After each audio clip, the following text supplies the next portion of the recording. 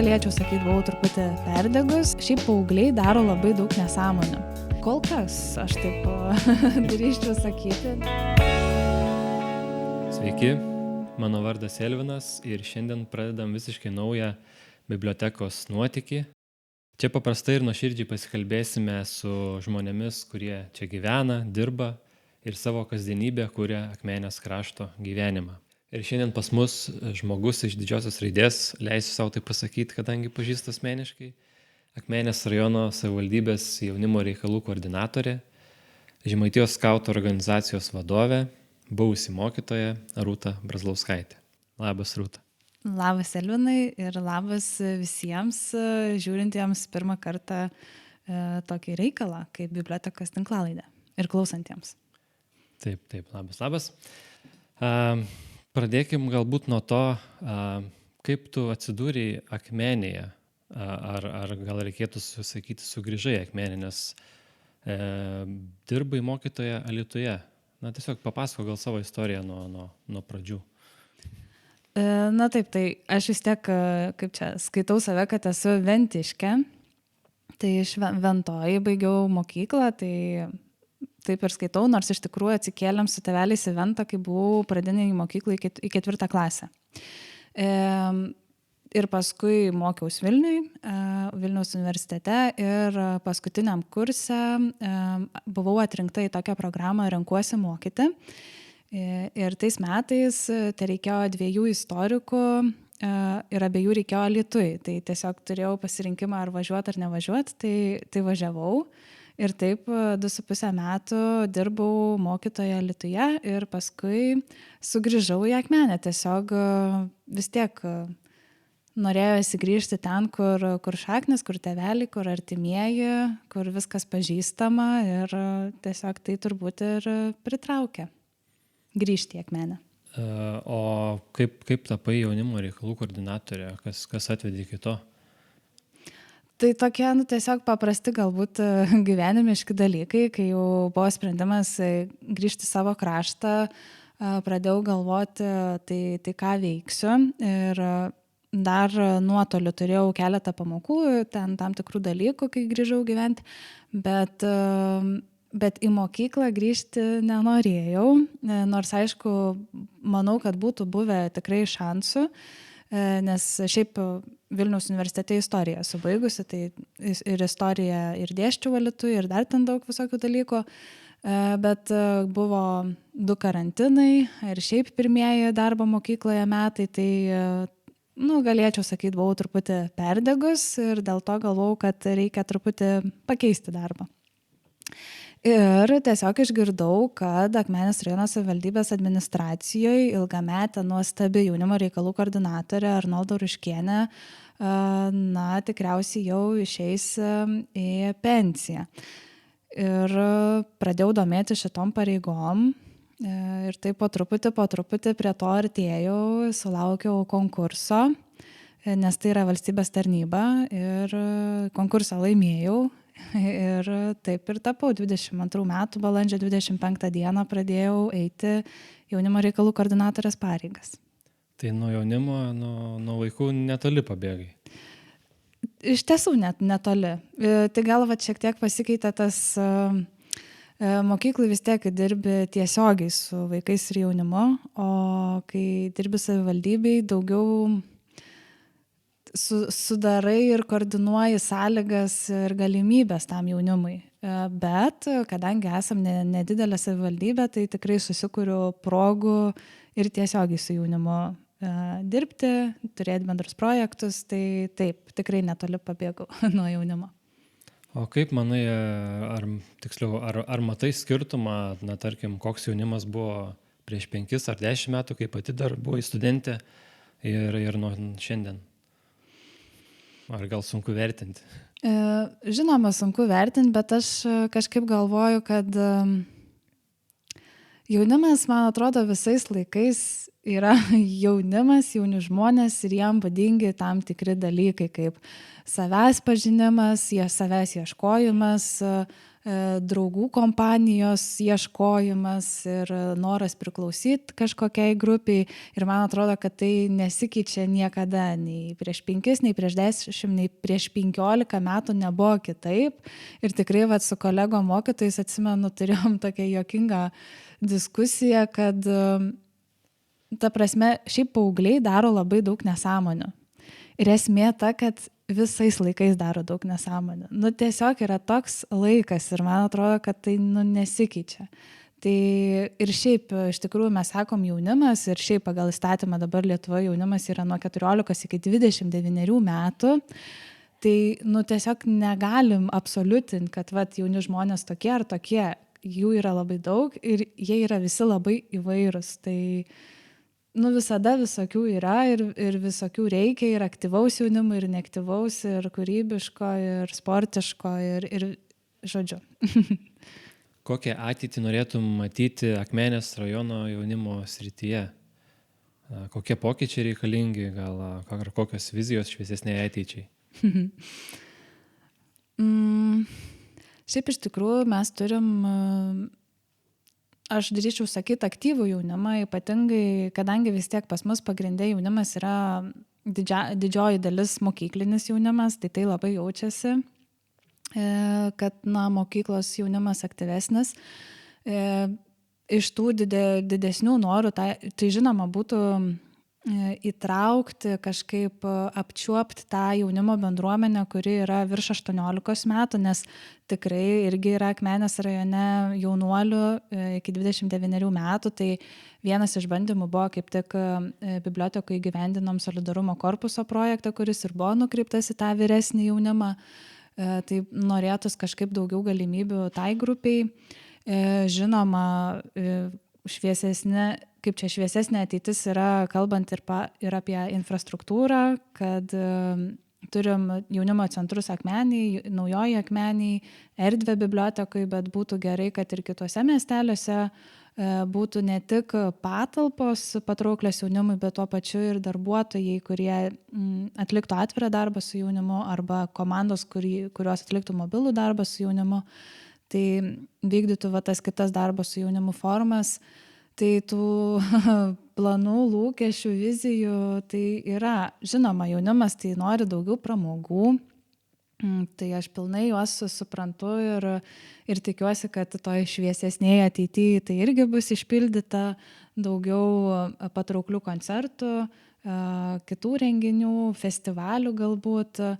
Tai kelis metus vyko Arterija, jaunimo apskritojo stalo iniciatyva ir konkrečiai vieno žmogaus Jurgitos, tai gal sugrįžtų Arterija arba atsirastų kiti kažkokie festivaliai, gal pats jaunimas galėtų inicijuoti.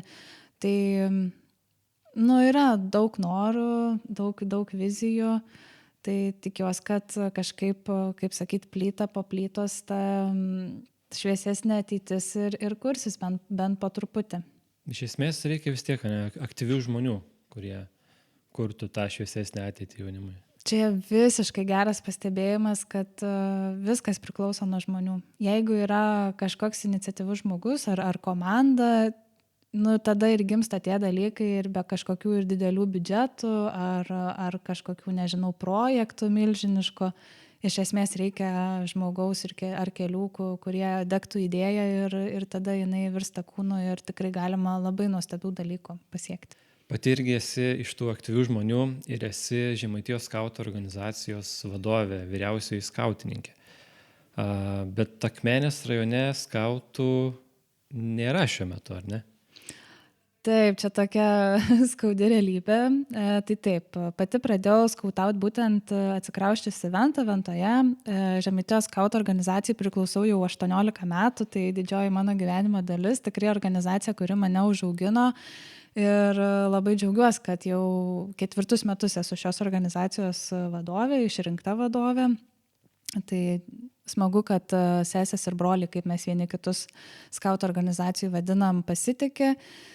Ir taip, šiuo metu vienetus, tai yra, kur veikia mūsų skautai, turi Mažeikiuose, kur ir įsikūrė mūsų organizacija, taip pat Kretingoj, Šiauliuose ir Sedoje. Ir kaip sakiau, pradėjau skautauti į Ventoj. Tuo metu buvo vienetas ir Ventoje, ir Akmenėje. Tai turėjom Akmenės rajone net 2 vienetus, bet dėja taip susiklostė, kad tuometiniai vadovai būdavo paaugliai, moksleiviai. Tai aš pati, pavyzdžiui, Ventos skautams vadovavau nuo 9 klasės iki 12, 4 metus. Ir kai išvykau mokytis, perdaviau kitam ten 10-okį ar panašiai. Ir nebuvo tokio suaugusio žmogaus, kuris būtų nuolat. Ir tai lėmė, kad iš tikrųjų mūsų tie vienetai traukėsi, tada Covidas labai paveikė iš tikrųjų, ypatingai šitos vienetus, ir Kuršėnuose dar taip pat turėjom vienetą, tai jie panašiu laiku Kuršėnai, Akmenė ir Venta liko be vadovų suaugusių, kas buvo nunyko, ir dėja mes tų vienetų nebeturim. Kol kas, aš taip drįsčiau sakyti, nes iš tikrųjų tiesiog, kaip ir šnekėjom apie tuos iniciatyvius žmonės, jeigu atsiras suaugęs žmogus, kuriam bus priimtina ideologija artima ir mes labiau padirbsim tą linkmę, kad tą žmogų surasti, tai manau, kad tikrai vienetas gali bet kada atsikurti, tiesiog reikia vadovo ir kad suburtų tuos jaunus žmonės į skiltį, į draugovę ir tą veiklą galėtumėm kaip ir vėl pradėti vykdyti. Tai jo, aš irgi prisimenu dar vaikystėje Dabėchinėlės kaime, kadangi gyvenau, tai praeidavo ten skautų būriai, nežinau, kurie žygiuodavo, kažkada, man atrodo, netgi bandėm juos ten siekti, kurie ten nueina, bet tiek ir te pamenu iš to laikotarpio. O kaip sekasi suderinti, esi vadovė ir tokios organizacijos ir jaunimo reikalų koordinatorė, ar netrūksta laiko? Šiaip iš tikrųjų, man atrodo, kad šitie dalykai labai vienas kitą papildo, nes vis tiek, dirbdama administracijai, aš ir dirbu su administravimu, įstatymai, tvarkos, aprašai ir visa kita. Viena iš funkcijų mano yra jaunimo organizacijų kuravimas. Dar reiktų pastebėti, kad mano organizacija, kuriai vadovauju, tai registruota Mažeikiuose, todėl jokio interesų konflikto nėra. O organizacijai aš matau viską iš vidaus, su kuo susiduria tos nevyriausybinės organizacijos, kokia našta administravimo tenai tenka, kokie iššūkiai, kokie džiaugsmai, kiek darbo reikia įdėti. Dar noriu pabrėžti, kad mes skautų organizacijų visi dirbam neatlygintinai, visi esame iki vieno savanoriai ir negaunam jokio materialaus atlygio. Tai natūralu, kad tos pareigos organizacijos visada bus po tų tikrų darbo pareigų, nes yra kaip yra, laiko skiri ten, mes turim vis tiek visi turim normalius darbus, pilnų etatų ir tiesiog šalia to stengiamės dar kiek įmanoma dirbti organizacijai. Ir suderinama yra tik dėl to, nes mes ir aš pati turiu nuostabią komandą, daug žmonių, kurie yra atsakingi už tam tikras sritis ir taip mes ir galim veikti, tiesiog įtraukiant daugiau žmonių, jaunų žmonių, kuo labai džiaugiuosi, kad iš tikrųjų mes taip ir auginam tuos jaunus žmonės, jų lyderystę, skirdami jiems atsakomybės ir tikrai ta organizacija, tai, kad aš esu vadovė, juridinio asmens ar ne vadovė, tai dar, kaip čia, ne viskas, tai tikrai ir dėl sprendimų diskutuojam ir eilinius darbus tikrai ne vieną darau.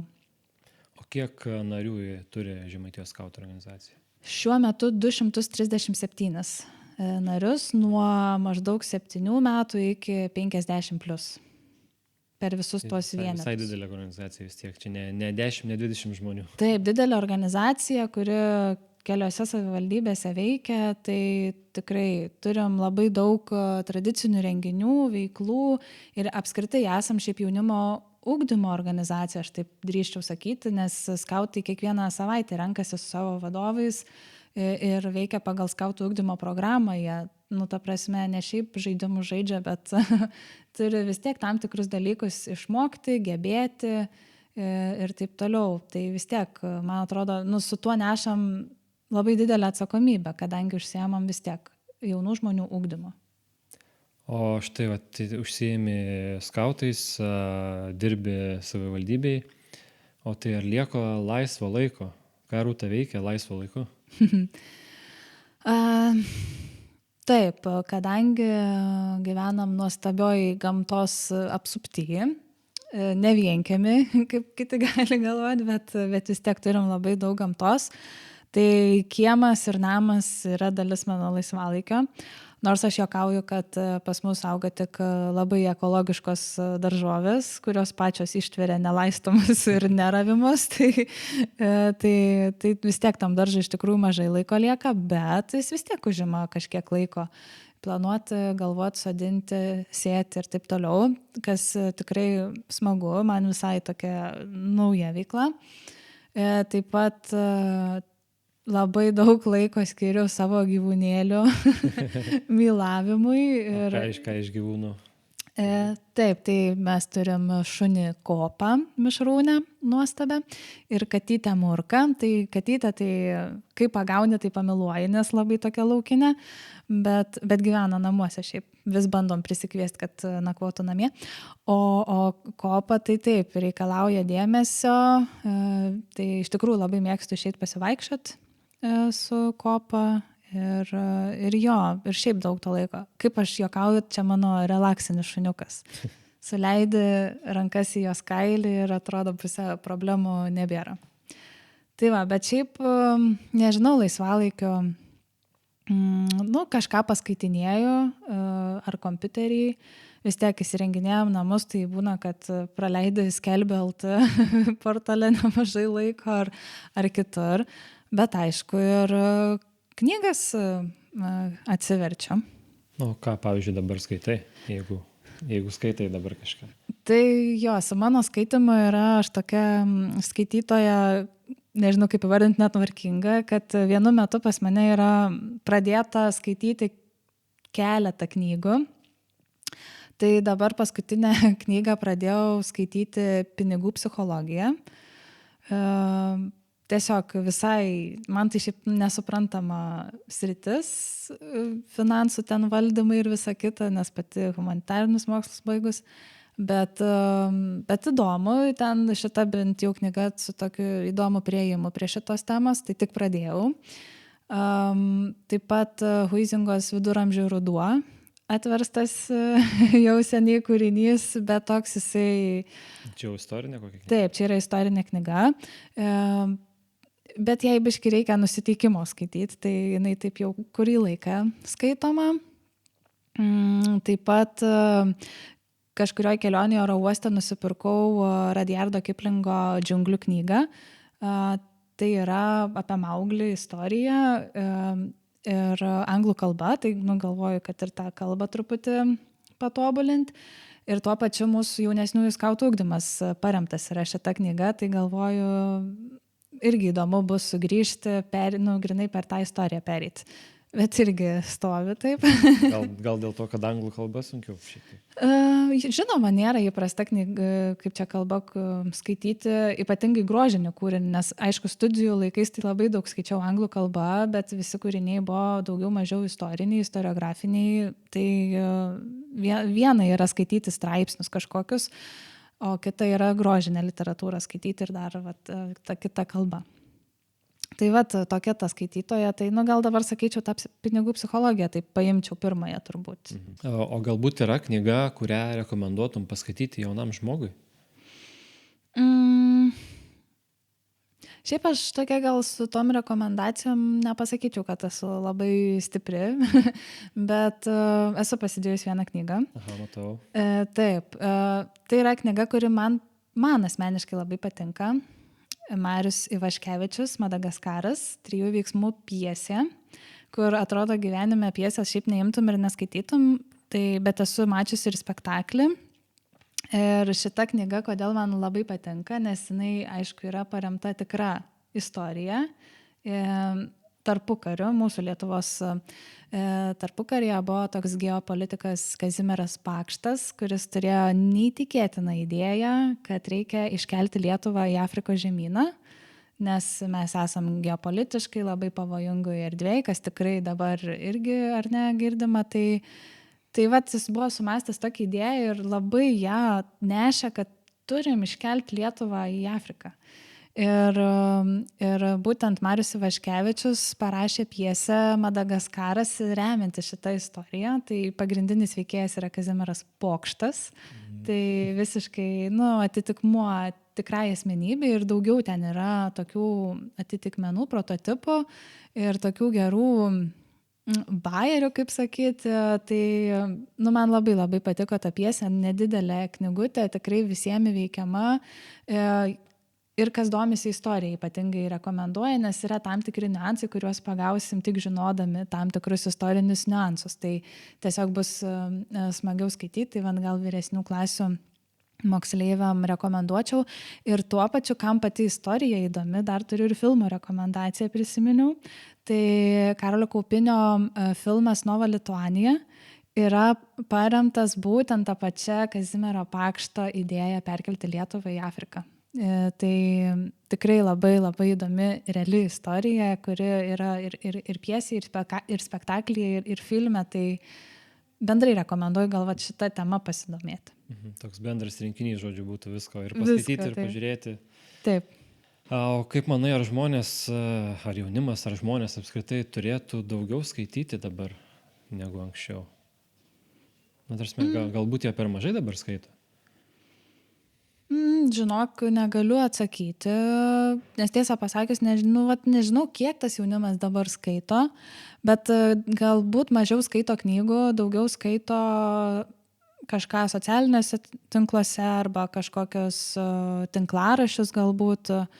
Tai ar mažiau skaito, nežinau, gal tik pasikeitė tas formatas turbūt tai, bet man atrodo, kad čia kaip prasidėjo iš tikrųjų tos audio knygos ar ten planšetės ir tinklalaidės, kad ten buvo tas klausimas, ar ten popierinės knygos išnyks, tai aš manau, kad tikrai ne ir niekada, man atrodo, aišku, aš nežinau, bet man atrodo toks dalykas, prie kurio visada grįžtama ir tikiu, kad jaunimas ir dabar tikrai skaito knygas.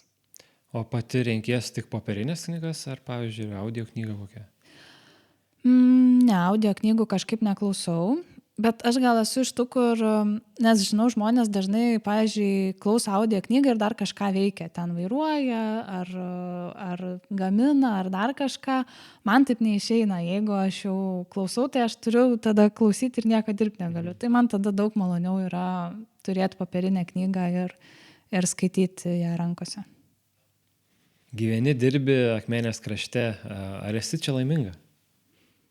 Taip. O kas džiugina čia? Kažkaip, iš tikrųjų aš nemažai galvoju apie tai, kas jaunimą gali išlaikyti Akmenės krašte, kas priverstų grįžti į Akmenės kraštą ir tų apklausų yra daroma. Bet man atrodo, kad reikia apie tai galvoti, reikia kurti strategijas, bet kaip bebūtų, vis tiek labiausiai pritraukia tiesiog ryšiai. Tiesiog kažkoks ryšys, ar su vieta, ar su žmonėm. Ir nieko mes, kaip sakyti, aš įsivaizduoju, neišrasim kažkokio stebuklingo dalyko ir strategijos, kas pritrauktų žmonės. Tiesiog reikia sukurti kažkokį ryšį žmonėm. Jeigu mes galvojame apie pritraukimą, tai tada užkabinti, nežinau, per kažkokius kitus dalykus, bet grįžta žmonės tie, kurie čia gyvenę, čia augę, ar kaip būna ir meilės emigrantų, vis tiek pritraukia kiti tie žmonės. Tai aš esu čia laiminga, nes čia mano mylimi žmonės, čia mano mylimas pažįstamas vietos. Tiesiog ir jo, bet kalbant, kaip iš tikrųjų ir Vilnių aš labai mylėjau, kai ten gyvenau ir studijavau, bet aš visada žinojau, kad aš niekad Vilniuje negyvensiu. O kodėl? Aišku, tas žinojau, kad traukia ten į Akmenės kraštą, kur viskas mano, bet ir tuo pačiu, kad gyvenau, tai aš kai studijavau Naujamiestį, bet prie pat Senamiesčio į universitetą vaikščiodavau pėsčiom, turėjau nuostabų savo tokį burbulą Vilniui, kur viską pasiekdavau pėsčiom. Ir aš žinau, kad jeigu gyvenčiau, tai taip nebūtų, nes turbūt neįpirksiu būto Senamiestį po istorijos studijų taip iš karto. Ir galvoju, kad tai truputį nerealu. Tai Tai dėl to iš tikrųjų, bet nu ir ta gamta mane labai traukia visada ir mes Akmenės krašte va tikrai turim tą galimybę ir galim įsigyti sklypų ir namų arti gamtos ir dideli tie sklypai, nu ta laisvė, ta privati erdvė, nu labai daug duoda. Ir šiaip yra tikrai daug pliusų gyvenant mažame miestelėje, tai galiu vat paskutiniu pasidalinti, kur tikrai manau, žiauriai geras dalykas, kad grįždama iš darbo, truputį vėliau išvažiavau iš darbo, nebuvo pikas, nes čia irgi būna pikas. Ir reikėjo tiesiog grietinės parduotuviai, tai sustojau Akmenėj, nebuvo nei vieno automobilio prie parduotuvės durų, sustojau prie pat įėjimo, nuėjau, pasiėmiau grietinės, nebuvo nei vieno žmogaus prie kasos, nusipirkau grietinės, su kortele atsiskaičiau, užtrukau 30 sekundžių. Ta prasme, tai ant kiek čia yra iš tikrųjų gyvenimo prabanga, kai mes va tokiem buitiniam dalykam, kurių neišvengsim, sugaištam tik tiek mažai laiko. Tada grįžau namo ir pusę valandos galėjau niurkyti savo gyvūnus, nes turėjau tam laiką. Sutaupai laiko parduotuvėje. Ta prasme, kad mes tada galim skirti dėmesį ten, kur norim, kai tokiem dalykam sutaupom laiko. Aišku, aš į darbą važinėju 20 minučių kelio, man reikia atvairuoti ir kartais net save pagaunu, kad nervinuos, kad man 20 minučių reikia važiuoti. Bet kai pagalvoju, tai ta prasme, mieste gyvenant, tai čia... Mažiausiai tiek užtruktum čia kažkaip. Taip. Geriausiu atveju. Taip. Na ir pabaigai gal ko palinkėtum ne tik jaunimui, bet ir visiems Akmenės rajono gyventojams? Aš norėčiau visiems ir jaunimui, ir visiems Akmenės rajono gyventojams palinkėti daugiau iniciatyvos, daugiau užsidegimo ir daugiau tokio atvirumo ir ėjimo į bendruomenę. Man atrodo, kad turim daug talentingų žmonių ir daug kūrybingų, iniciatyvių žmonių, bet kažkaip ar mums drąsos pritrūksta, ar bendraminčių pritrūksta, kažkaip nori kurti tą kraštą tokį gerą ir mums patiems čia gyventi ir kitiem gyventi ir kad tikrai būtų kuo džiaugtis. Ir kažkaip man atrodo, kad mes turim potencialą, bet jis kažkaip neišsprogsta. Tai ir ką pradžioj šnekėjom, kad viskas prasideda nuo žmogaus. Tai kad žodžiu, nebijotumėm parodyti tų savo gerųjų savybių, nebijotumėm daryti kažkokių naujų dalykų, iniciatyvos rodyti, kurti, ieškoti bendraminčių ir tiesiog bandyti kurtis tą dar geresnį gyvenimą čia pas mus. Labai gražus palinkėjimas. Ačiū tau, Rūta, kad sutikai pradėti mūsų tinklalaidę. Tikiu, kad apie tave dabar sužinos ne tik jauni žmonės ar jų tėvai, bet ir mūsų bibliotekos skaitytojai, na ir kiti Akmenės rajono gyventojai. Tai ačiū tau. Ačiū tau. Iki kitų susitikimų. Viso. Viso gero.